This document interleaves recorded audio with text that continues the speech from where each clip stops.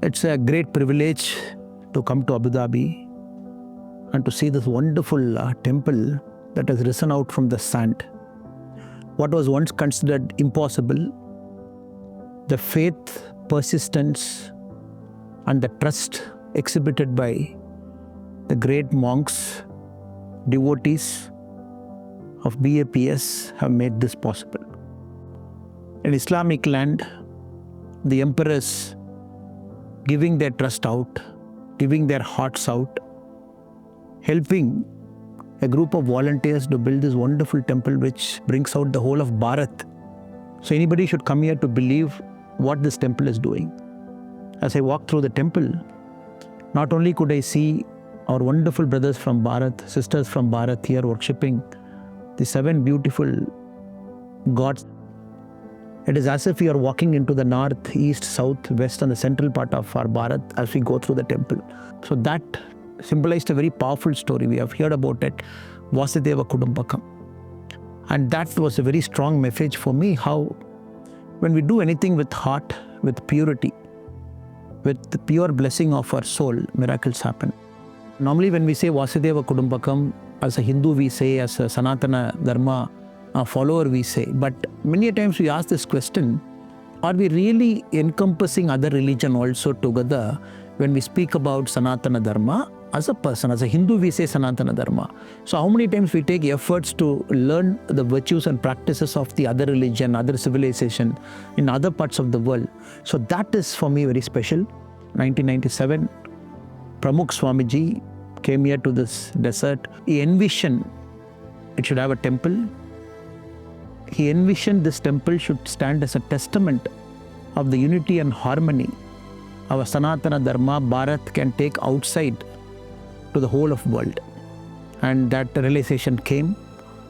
Lot of monks, volunteers, especially Swami Brahma Vihari Swamiji and his able team of devotees, they took this mission and their faith and persistence kept them going, and finally they made this miracle happen.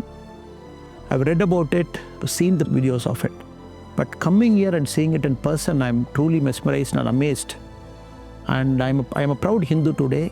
I'm a proud Hindu because my faith is represented here with all the tolerance, and my faith is also encompassing other faith. That makes me a proud Hindu. It is one of the most beautiful piece of carvings I've seen in recent times, because I felt we have lost the art of carvings. With many modern temple that is coming up, somehow the precision that we have seen in the old temples, at least 100, 150 years old, that precision I haven't seen in many other temples, but this temple, it showed me the precision is there. Our handcrafts people are there. Only then we have to make an effort, stay persistent to get it done. So it is a very beautiful carving, very sharp. And it is not very easy for multiple stories to be woven into a single temple. From a Shiva Purana to the story of Ayyappa, to the story of Perumal, story of Rama, Mahabharata, and also the story of different faiths across the world, all beautifully coming together in a simple temple. It's very complex carving, not easy. But doing it thousands of miles away in Bharat, taking effort to bring it, assembling it, because this technique that you have brought here is unknown to this part of the world. The interlocking stone mechanism, not using steel, that too in the middle of a desert. You might not even have a strong stone for a foundation. With the blessings of God, there is a foundation. So this carving is very unique, very precise, and anybody who's seeing it will know what our Bharat was capable of many centuries back, and to see it alive today is very inspiring to me. The 14 stories that you have taken from different parts, an Egyptian civilization to a Red Indian, to an Eskimo, to all the different parts, to a Nordic civilization, and very powerful story of unity, very powerful story of faith and belief, and bringing together and ending it. I remember when I went to the Konark temple, when you move around, the last one is kept empty, because it's a challenge the artisans have kept to us to say, can you make it better? It is also a calling that can the next generation make a better carving than us. Today I could see when you move all around the temple, when you end it, and when you end with the powerful thing of Vasudeva Kudumbakam, you ended with all the 14 civilizations to show, end of the day we are one.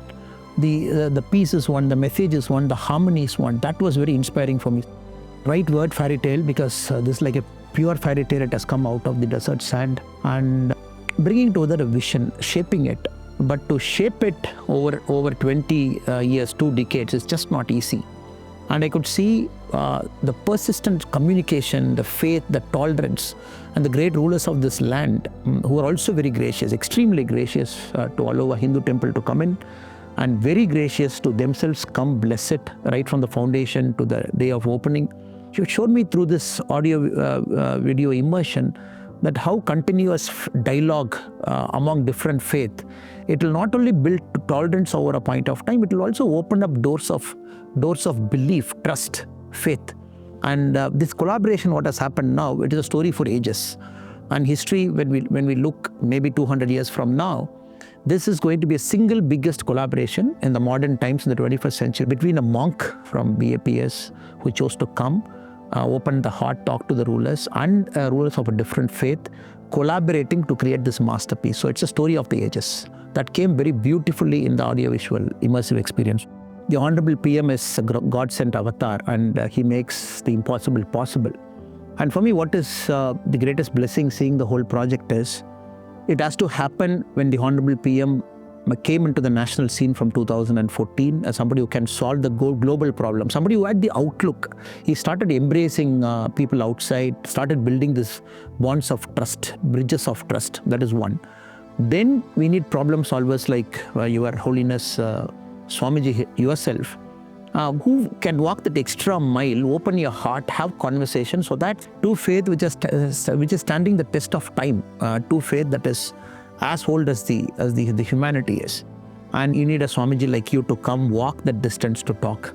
Then you need Swami Mahant and late Swamiji, 1997, coming here to this desert land, putting his feet, and then Pramukh Swamiji to say a temple has to come, not as an embodiment of pride, but as an embodiment of faith that can unify religions, and all combining. So it is God's divine providence. Modiji was all through this project from the day one to the day it got opened.